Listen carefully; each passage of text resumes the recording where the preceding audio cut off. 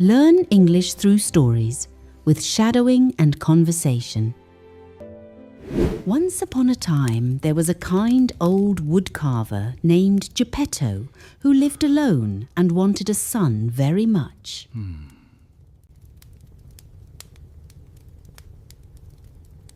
One day, he found a magical piece of wood and carved a boy, naming him Pinocchio. To Geppetto's surprise, the puppet came to life. Pinocchio could walk, talk, and even laugh.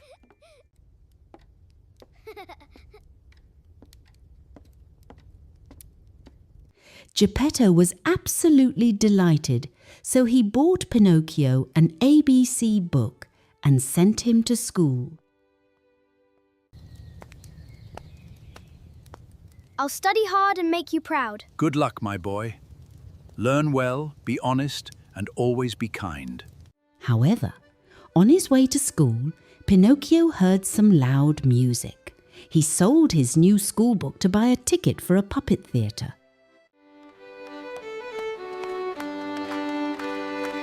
Wow, this is the most wonderful show I've ever seen.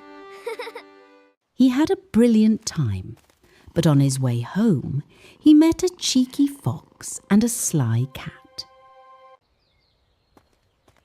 They told him that if he planted his gold coins in the field of miracles, they would grow into a money tree.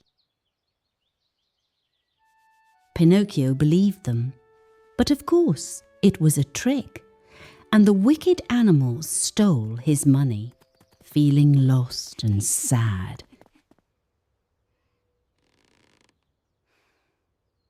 Pinocchio suddenly saw a beautiful fairy with blue hair appear. She was the Blue Fairy, and she asked him what had happened to his gold coins. My dear, what happened to your gold coins? I dropped them somewhere on the road. I searched everywhere, but they were gone. Pinocchio was afraid to tell the truth, so he told a lie. Immediately, his wooden nose started to grow longer and longer. Lies are easy to spot because they have long noses. Pinocchio felt terribly guilty and promised to be a good boy, so the fairy commanded some birds to peck his nose back to its normal size.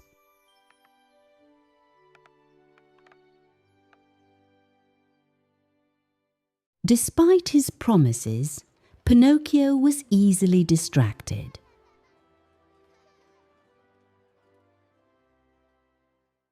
After some time, he went on a small boat to find Geppetto. But a massive storm tossed him into the sea, where a giant whale swallowed him whole. It was very dark and scary inside the whale's tummy. But then he saw a small light. It was Geppetto! Pinocchio, my boy! Father, you're alive! I thought I lost you. I'm here now.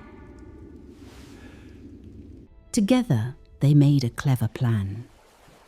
When the whale sneezed, they escaped into the sea.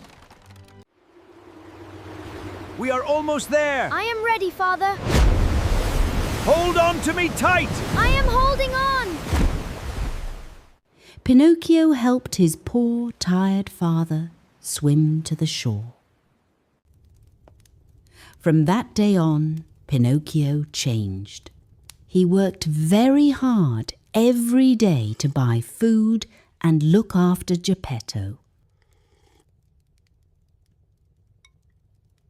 Because Pinocchio was finally brave, honest, and unselfish, the Blue Fairy gave him a wonderful reward. When he woke up the next morning, he wasn't a wooden puppet anymore. He was a real living boy. I'm real. I can't believe it. Thank you.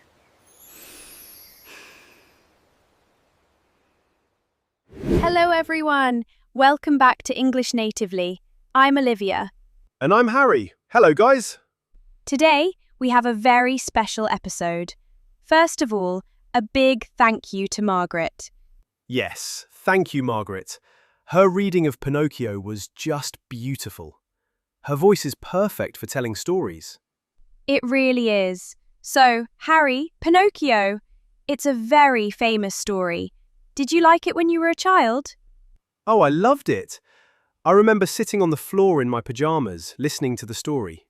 A wooden puppet that comes to life. It's magic. Yes, for children it is magic.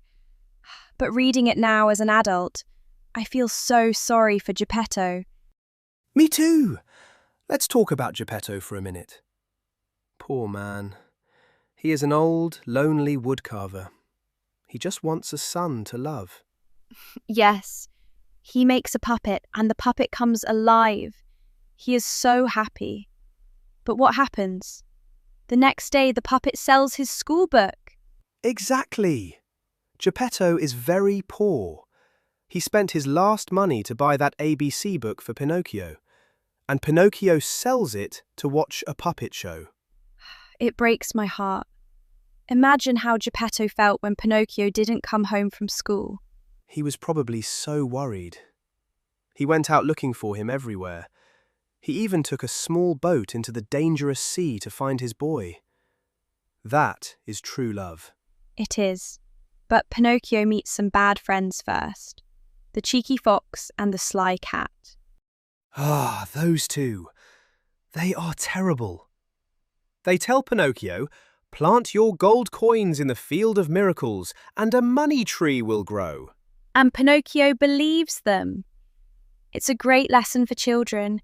Don't trust strangers who promise you easy money. It's a lesson for adults too, Olivia. It's like those bad emails we get today. Give me your bank details and I will send you £1,000,000. Yes, exactly. It is a very old trick. But you know, Harry, many people don't know where this story comes from. They think it's just an American movie. Oh, really? Where is it from? It's an Italian story. A man named Carlo Collodi wrote it a long time ago, in the 1880s in Italy. Wow. At first, it was just short stories in a magazine for kids, right? Like a comic book.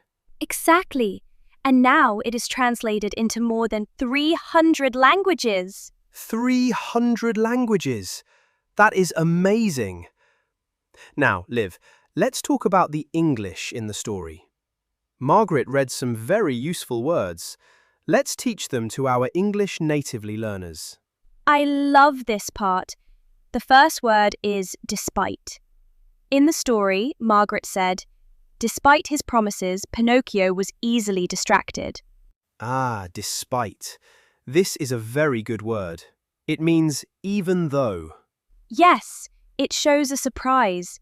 Pinocchio promised to be a good boy. Did he be a good boy? No, he was bad. So we say, despite his promises. This means he made promises, but he forgot them. Let's give some easy examples for daily life. Imagine the weather is very cold and raining, but you go to the park anyway.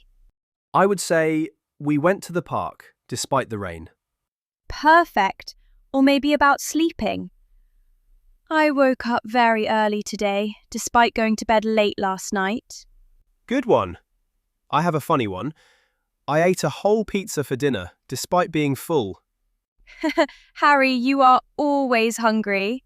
Okay, what is the next word? The next one is from the scary part of the story.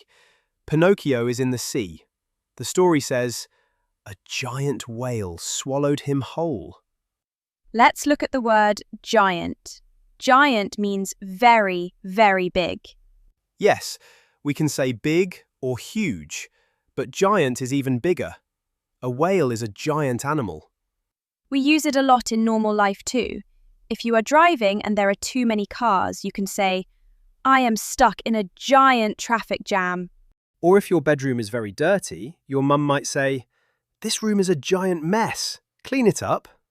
Yes, exactly. And what did the giant whale do? It swallowed him. Swallow. S-W-A-L-L-O-W. This is an action.